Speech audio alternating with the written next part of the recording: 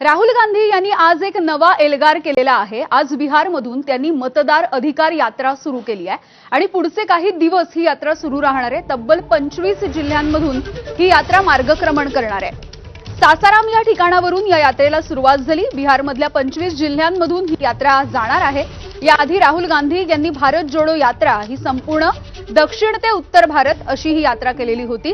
मात्र या दोन्ही यात्रांचा निवडणुकांशी काहीही संबंध नव्हता।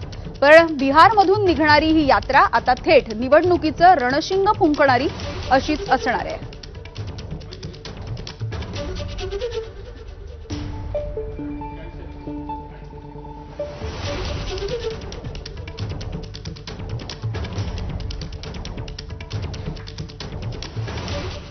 तर राहुल गांधी यांची ही मतदार अधिकार यात्रा नेमकी कशी असेल आपण बघूयात।